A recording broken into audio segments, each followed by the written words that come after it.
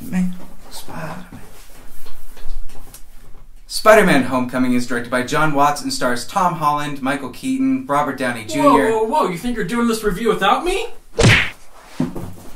I didn't buy the $50 cardigan for nothing.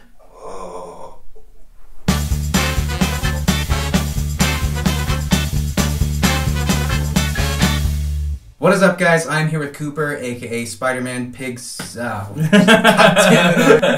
a better name than it actually is. What is up, guys? I'm here with Cooper, also known as SPIDERPIGC. Go check out his channel. Cooper, thanks for coming. Absolutely, it's about time. So happy to finally be in one of the reviews. What a review to be on. Spider-Man Homecoming is directed by John Watts and stars Tom Holland, Michael Keaton, Robert Downey Jr. And this is basically a story about Spider-Man wanting to become an Avenger. We've seen him in Civil War be introduced, and now he's really wanting to prove himself to become part of the team. And what an introduction to Spider-Man in the MCU. I consider this to be Spider-Man's real debut. We see him for a little bit in Civil War, but this is all centered around him. And what a great, I want to say origin story, but they don't really touch on like the regular origin stuff that's in past Spider-Man movies. Everyone knows that he gets bitten by a spider. Everyone knows that Uncle Ben dies. If you didn't know, that's a spoiler, I'm sorry. The origin story in here is very different from the others. It's not so much we're learning about how he became Spider-Man. He's already Spider-Man now. We're learning about what he's doing, what this Spider-Man is doing in the MCU. It's a coming-of-age story, too. I really like it because you really get to see the sides of Peter Parker. That's been touched on, like mostly in like the Andrew Garfield movies with school and whatnot. This is such a high school movie, first and foremost. I cannot stress that enough. I feel like it's very much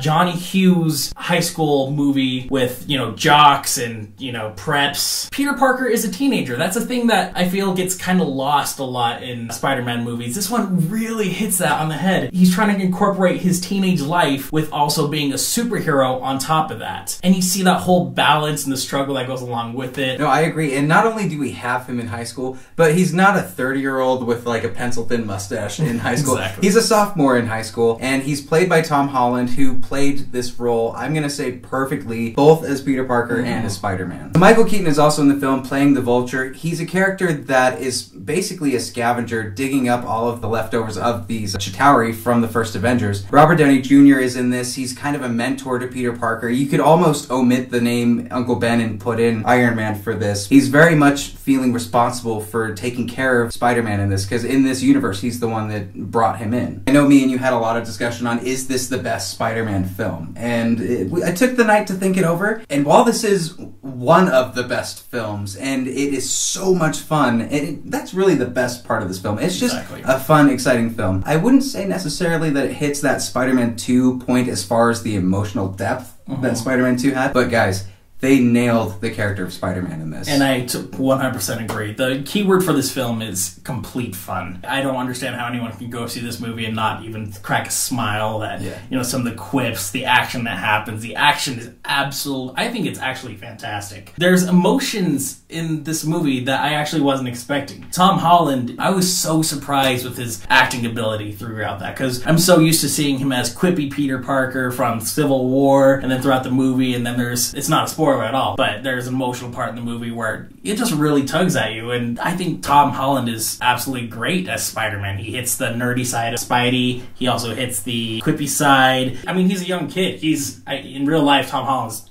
he's 21, but he looks like a teenager, and he acts like a teenager so well. It's so believable, and he's just an absolute talent. Tom Holland actually spent time in a real American school, going undercover, pretending to be a student, and I think that helped so much with his character, because it never feels, and this is one of the cool parts about this film, this is a school that, even in his own like realm, where it's all a bunch of brainiacs and big intelligent people, he still doesn't quite fit in, and that's where Spider-Man really like lets Peter Parker come out of his shell and become the hero that we all love. And this movie is hilarious. There are so many moments in this that just had me on the floor, particularly his sidekick character, Ned. The thing I like about Ned is, if you ever go back to high school, just think about your best friend in in high school. Just a goofy guy who's always there, loyal. At least I hope you've had a friend like that in high school. Another thing too I really like about Peter is that he's still so awkward around girls. And there's a character, Liz Allen. She wasn't just some kind of stereotypical, like, hot girl that, you know, gets a crush. But I actually really liked her because I did feel that kind of teenage chemistry. You also understand why she would like someone like Peter. She does give him a lot of breaks in this. I will say that. She's very forgiving of Peter Parker in this movie.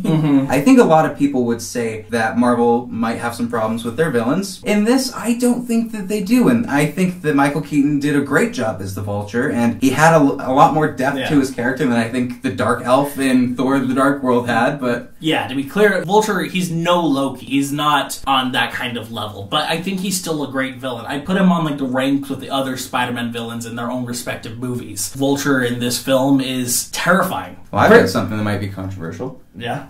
Okay. I'm going to say this to you, Cooper, because I know that you are such a big Spider-Man fan. Oh boy, here we go. If I'm being honest, I don't think the ending was as good as it could have been.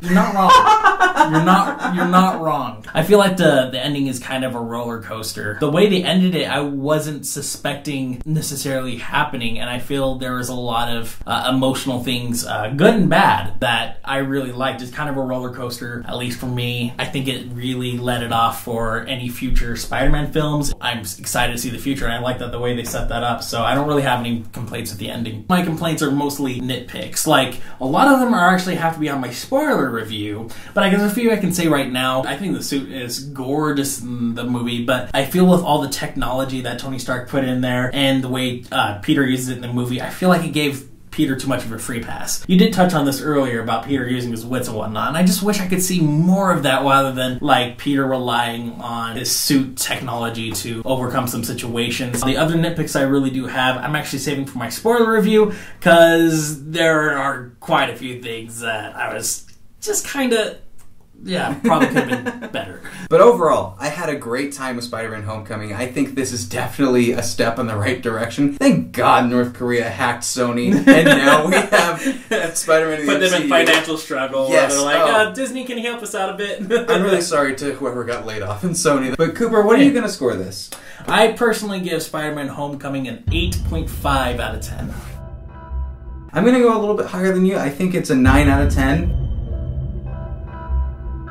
One more thing too, there are 2 post-credit scenes, so make sure to stay for both of them. There's one in the middle, then one at the very, very end. And the very end one is so worth your time. So worth it. Oh my gosh. Mind-blowing. It is so good. But we're going to talk about why in the spoiler review. Again, make sure to go and subscribe to Cooper's channel. SPIDERPIGC, that's SPIDERPIGC at Yahoo. Excuse me. You know what?